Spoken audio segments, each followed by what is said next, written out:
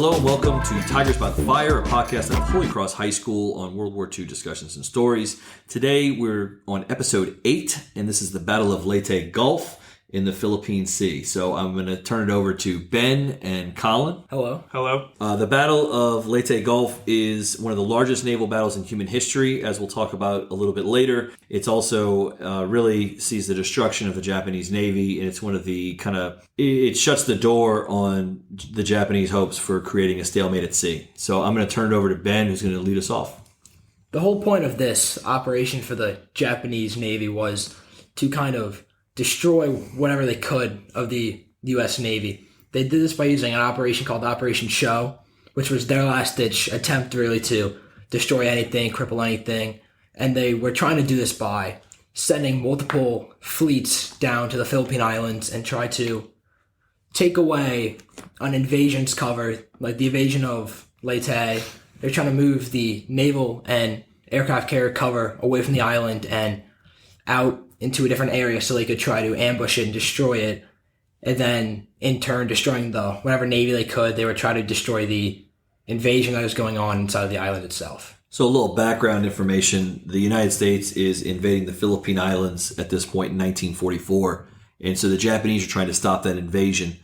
This is also important to remember that simultaneously you have the end of Saipan and the continue taking over the Marianas. So this is kind of a continued operation. But the defense of the Philippines, which the Japanese will pour more soldiers into that than they will anything else prior to 45, is kind of the utmost thing. And really they're trying to cripple the U.S. Navy to force us to terms. Because at this point, the Japanese have a full understanding that it's going to have to be a negotiated peace. They're not going to be able to beat us in terms of military. So that's what we're looking at in terms of background. And then another reason for the U.S. trying to take the Philippines is so they could use their naval forces and cut off the Japanese supply lines that they had going to Indonesia and other southern Eastern Asian countries that they were using to get all their national supplies so that they could build up their own navy and their own army and all of that. Yeah, and specifically too, oil coming from Indonesia, and they're trying to cut off food supplies as well. So yeah, it's a key shipping lane. So that's a good point as well. And then so the battle itself, on paper, it's very one-sided, with the U.S. having around 300 ships with combined battleships, destroyers, cruisers, aircraft carriers, whole lot of big guns, big heavy power, and then the Japanese Navy having only around 70 ships with limited aircraft on their carriers, limited carriers. It's like 1/3 the amount that the U.S. carriers had at the battle. Yeah, I mean, we outnumbered the Japanese pretty well in the Navy. 370 is pretty large. And also, at this time, they probably lost. This battle actually crippled the Japanese Navy pretty well, I'd say so. This really caused their Navy not to be, it ceased their Navy to be an offensive. So they had to pull back their Navy after this battle. This battle really crippled their Navy. No, and to your point, a good point you made is that the Japanese Navy was looked at, obviously, in 41, 42 as almost indestructible. But over the last 2 years, we've seen just a gradual depletion of resources for them. And at this point, this is the last major offensive operation they're going to be able to actually mount. And keep in mind, the way naval combat worked, for those who are not familiar with this, is naval combat in World War II essentially transferred from the World War I style, where it was battleships versus battleships and destroyers, to more being plane and aerial based. And at this point, the Japanese do not have an advantage technologically in the air, and they don't really have an advantage numerically anymore. And so it results in suicide attacks, as we'll talk about, and things of that nature. So yeah, kamikaze attacks were pretty prominent. I believe America lost their first battle cruiser to a kamikaze attack in this battle.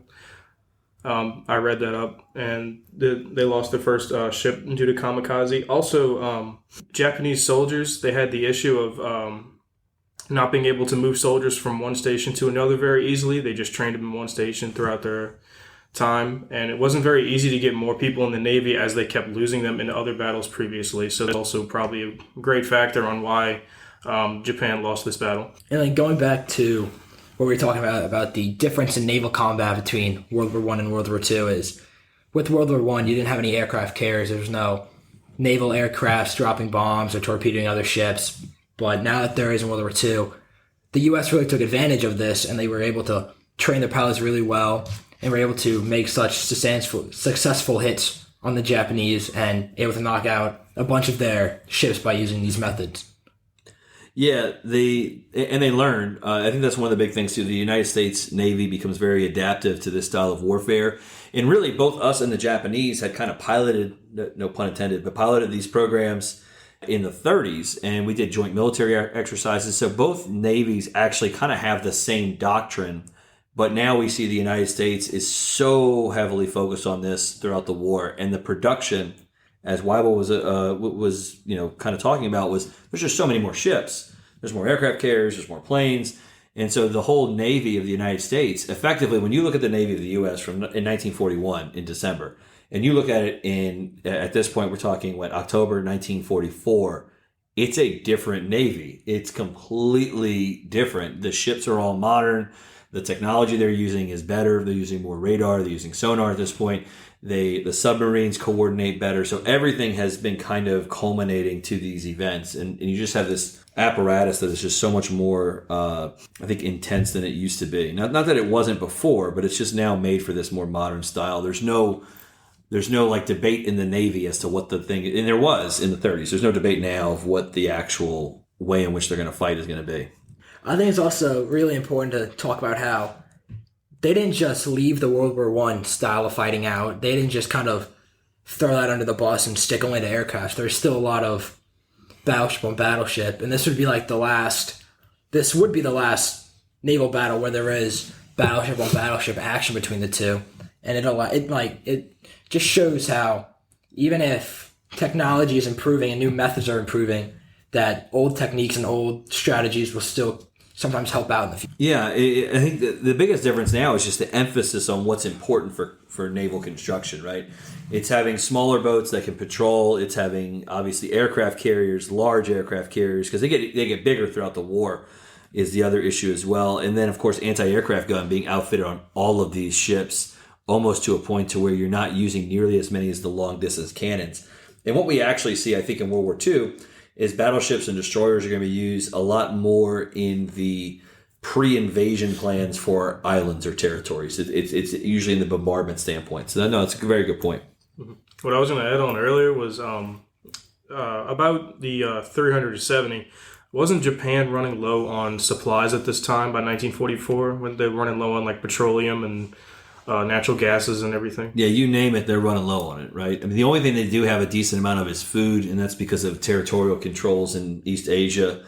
But by this point, yeah, they're running low on a lot of things, specifically fuel. And so very similar. I think you can draw some parallels, I think, to this battle in some ways to the Battle of the Bulge with Germany. In the Battle of the Bulge, when you look at it, the Germans are short on resources. They don't have fuel. They're kind of doing an all-out push to create hopefully a stalemate in their minds to create a peace treaty, right? Or to kick the U.S. out of Belgium and back into France and maybe have some negotiations after that. Here, it's the same thing. The Japanese are low on supplies, low on resources. They're going to put everything into this, and once it fails, then the whole bottom kind of falls out, and it becomes very evident to all leadership that this is just not a winnable scenario anymore. So they're very short on a lot of these resources. The steel in particular, steel and oil are the big ones they just don't have enough of.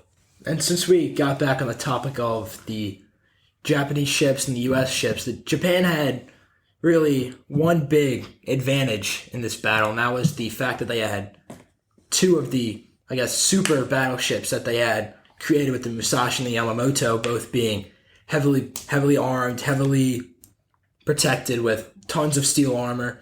And the Musashi, which was sunk in this battle, was able to take 5 torpedoes, 5 bombs, and just took heavy bombardment to finally sink it. And even when it did sink, it was on its way back to go dock and repair. It wasn't being sunk in the battle. Yeah, that's their modern stuff. And I think this battle also highlights another big advantage for the United States. While you do have the Yamamoto and the Musashi, these two ships represent two and really the best ships in the Japanese Navy. But the U.S. at the very same battle has about 5 different equivalents of both of these ships. And so it's just numbers versus that quality. We have things that are arguably just as good, if not better, except we have 5 of them as opposed to their best things. And so again, it's the resources, like Colin was saying. They don't have the resources to produce. And as we get to 1944, right, we know the United States is going to begin bombing the Japanese industrial land. And those shipyards, they don't produce nearly as well as the shipyards on the West Coast did for the United States. And getting back to the whole battle as a whole, there were 4 major engagements that took place during the battle. There was the Battle of Sibian Sea, the Battle of Surigao Strait, the Battle off Samar, and the Battle of Cape Anago. And then the Battle of Sibian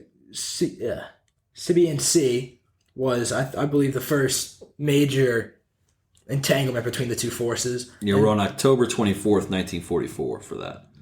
It took place between the Task Force 38 of the U.S. Navy and the IJN's Central Force.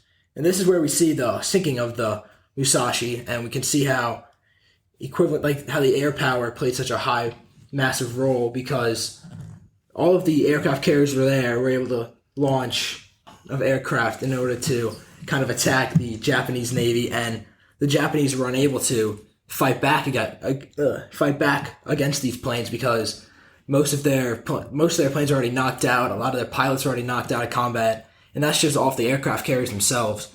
And off the Philippine Islands, a lot of the planes there were engaged in trying to stop the land invasion that's going on. And so they were not able to kind of fight back against these aircraft quick enough or hard enough that they would have liked to fight back. I feel like the sinking of the Musashi really made a difference in this battle. I feel like because that was their major tank, I guess you could say, on the water. The sinking of the Musashi really probably crippled their navy for the other 3 battles, and I feel like that was one of the main reasons for their loss in these battles, just because of how important the Musashi and the Yamato was important in this battle. You know, I to your point, I think it's also a morale issue. When you have this nice capital ship that's supposed to be the pride of the Japanese Navy, and in the first day of combat in this huge naval operation, one, the U.S. spots them early, which is, again, very similar to Midway and everything else. But two, you cripple the best ship they have. And so that creates, I think, some downfalls for them in the long run. I think from a morale standpoint, it's probably very important for that.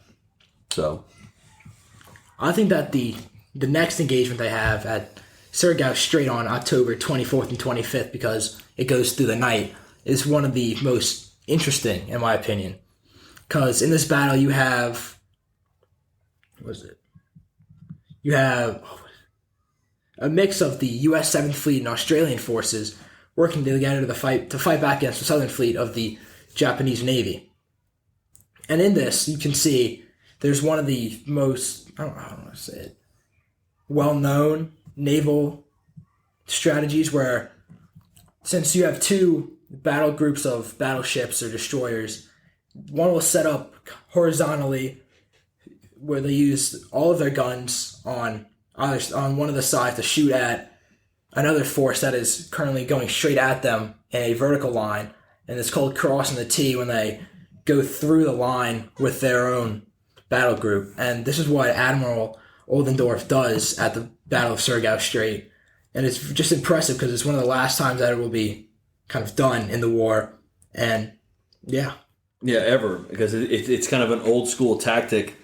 And it's funny, I want to say it's the documentary series World War II in HD, where they talk about how essentially this is like 17th century naval tactics working in the 20th century, and how it's kind of the last hurrah of that old school Navy mentality.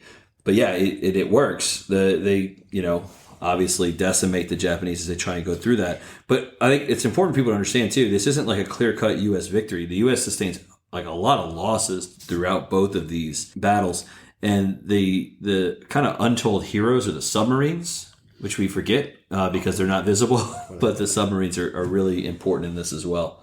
And I think one of the most I don't want to say important, but interesting things about this battle is there are a lot of patrol boats that took place, and a lot of patrol boats that would try to attack the larger, more powerful ships and use their speed to their advantage. In this aspect, they're used mostly as reconnaissance, but a lot of them also try to fight back against the Japanese using torpedoes that they would have on their boat.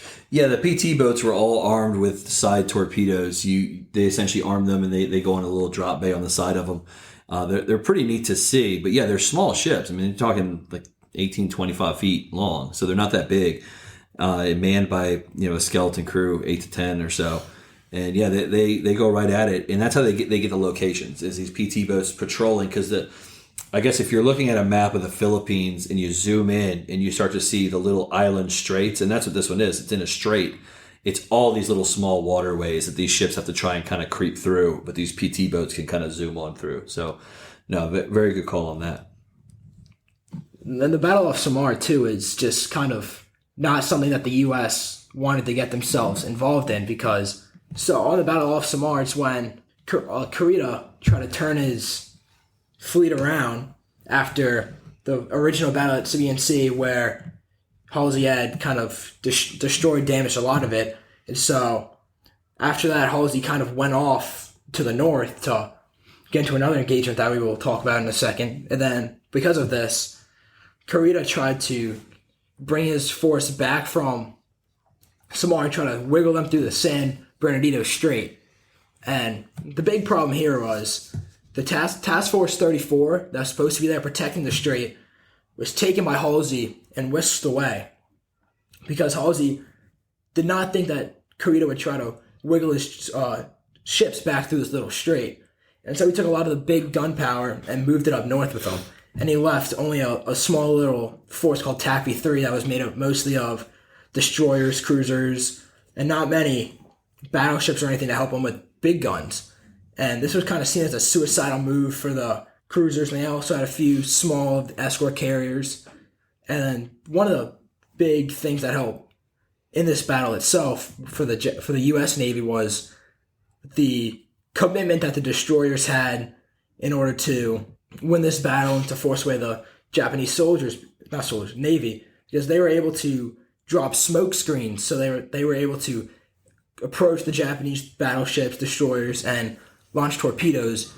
And Kurita's ships, how he had them in line, were not really in line for this kind of action to be made, because all of his cruisers and destroyers were at the back of the line, away from the battleships, which were the U.S. targets. And because of this, they were not able to deploy their own smoke screen to stop the U.S. Navy from being able to see the Japanese Navy, and would stop them from, therefore, torpedoing all the other Japanese Navy ships.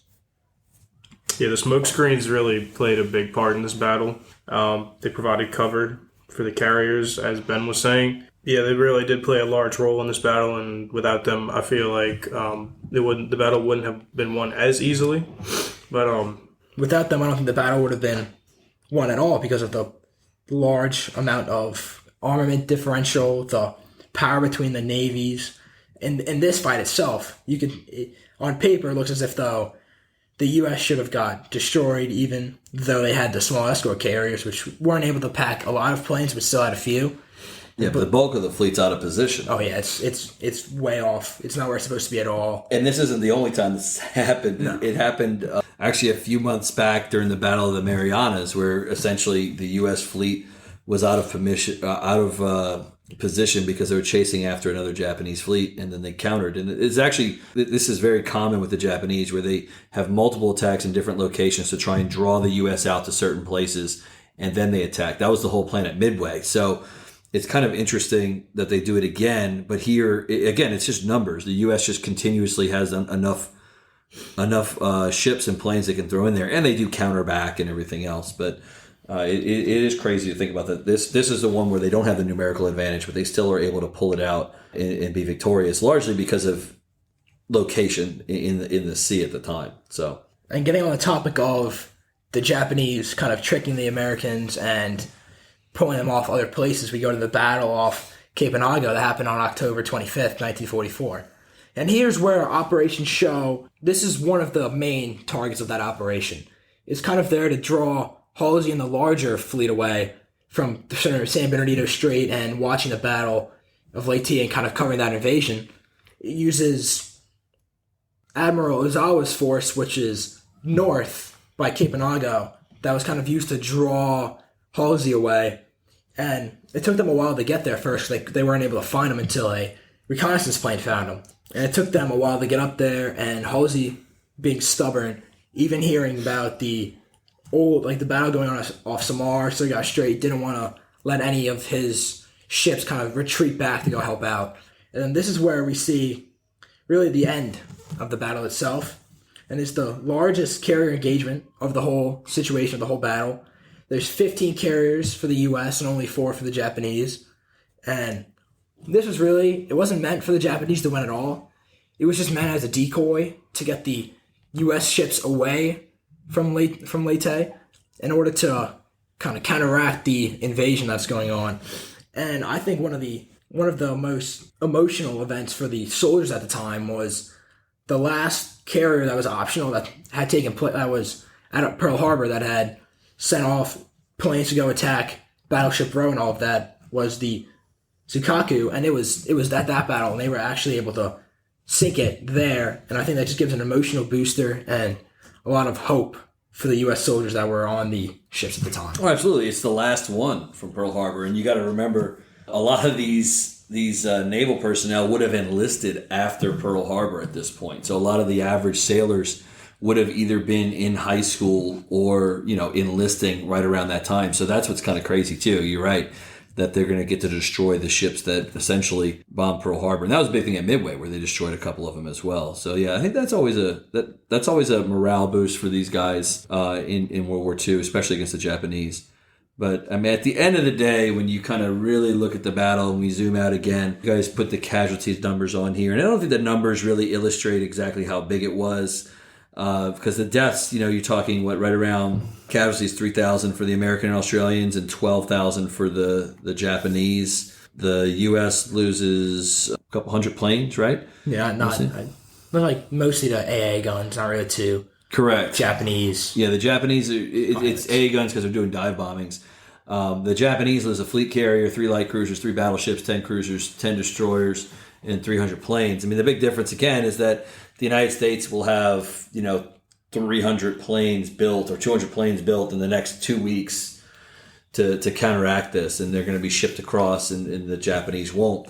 But I think that the bigger thing to kind of look at is, as Colin talked about at the beginning, this is the last time the Japanese are able to mount a serious offensive against the United States. And then on the topic of planes, the Japanese kamikaze attacks, which was the first time it's seen on a large scale, I guess, during naval battle.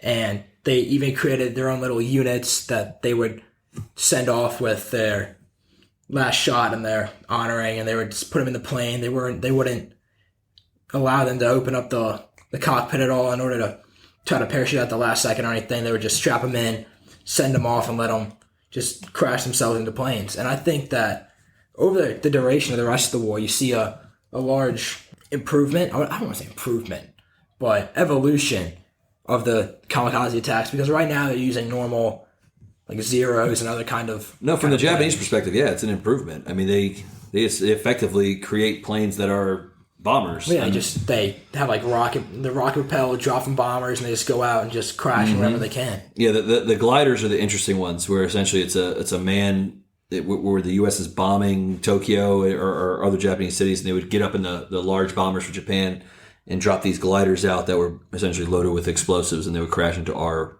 B-29. But then also, I mean, it also, I think, gives the U.S. an idea of what it is going to be like if we have to actually go to Japan, because the Japanese, as we know, and they basically let us know, they are preparing hundreds of these, right? Thousands of these kamikazes, the divine wind, if you will, the translation. So, I mean, it definitely creates that. Yeah, one of the main purposes of this battle was to provide bases on the island of in the Gulf to allow the Allies to plan future attacks for the Japanese homeland. That was one of the major purposes of capturing the island.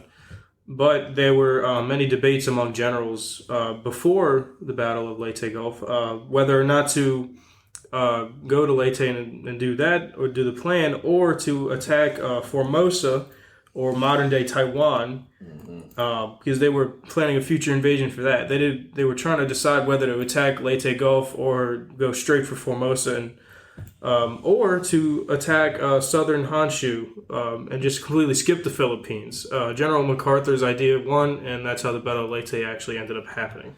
Yeah, I think it's kind of funny. We do this island hopping kind of campaign really well for 2 years, and we get to the Philippines, and realistically, they probably shouldn't even be fighting here. We should have just skipped it. But MacArthur wants it. It's a PR thing. Liberating the Philippines, I think, was a big PR thing for the United States. And ultimately, it does lead to a decisive naval battle, which, again, is something that was really good for us at the time and really good for us at the end of the war. So, no, very good job, Colin. Yeah, so I also one of the other purposes was to completely sever Japan's supply lines from the Philippines from the homeland. That was one of the major ones, so we could take that whole area without any issues. They were already running low on supplies, but we just wanted to completely sever that supply line so it would be easier for us to capture that entire area. Yeah, and just take away the shipping lanes. And you can skip certain pockets of it, but you let the Japanese kind of die on the vine in some of those island chains. And then, again, realizing, too, the ultimate objective is liberating U.S. control or U.S.-Japanese controlled territory and then ultimately invading Japan. So, very good job. You have anything you guys want to add? I think that's all. Do you feel like this battle was needed, or do you think we could have done the same thing if we would have attacked? If we would have done the other two options, which was attack Formosa, or do you think we could have done the same thing if we attacked southern Honshu? If we would have skipped the Philippines? I think that this was more necessary to kind of essentially cut off the resources that they needed, and without cutting off the resources, Japan would still be able to produce, but I don't think they would be able to produce as much. But with still being able to produce, there's always the problem with them going somewhere else to try to get the materials. Like maybe if they try to do another successful push into China and go deeper, and they could get resources there, it just wouldn't really work out. So in order to take off most of their resources and cut them off almost completely at the time, this would be more needed than not needed. I feel like MacArthur also had like an obligation to free the Philippines. I feel like he just really had it in his heart that he needed to free the Philippines from the Japanese, and I feel like he really needed to. He felt like he needed to because all the other generals had different opinions, and I believe he was one of the only ones who wanted to go attack the Philippines. Mm-hmm. And honestly, his idea would would have been the best option at the time. And it was, obviously, because it probably shortened the war by quite a bit. Because if we attacked Honshu, we still would have had to go back to the Philippines and taken out the Japanese over there. Yeah, I think MacArthur needs this personally. I think the United States needs this from a PR standpoint. So I think in those things, this is really, really important. Now, I will say, when you look at the Battle of the Philippines on the ground and we see the amount of dead that take place in the Philippines, it is one of the deadliest theaters of the entire war. It rivals the Italian theater in Europe in terms of the casualty numbers. And so from that perspective, because it takes a while to do, MacArthur says it's over in like a month, but really they fight for like 6. So it takes a while for them to liberate the Philippines. But again, at the end of the day, this was an American colony, effectively, that we are trying to liberate. And it's something that is needed. And we do see some pretty horrible atrocities in the Philippines after. And I think that's important. There's also some POW camps that desperately need to get liberated before they execute the POWs, which is something that they did from time to time. So I think it's a good debate. I don't think there's necessarily a right or a wrong answer, but I tend to go with MacArthur on this. Plus, I think he was going to do it anyway, whether or not he got permission or not. So, you guys have anything else? All right. So this was episode 8 of Tigers by the Fire, the Battle of Leyte Gulf. Thank you guys for listening.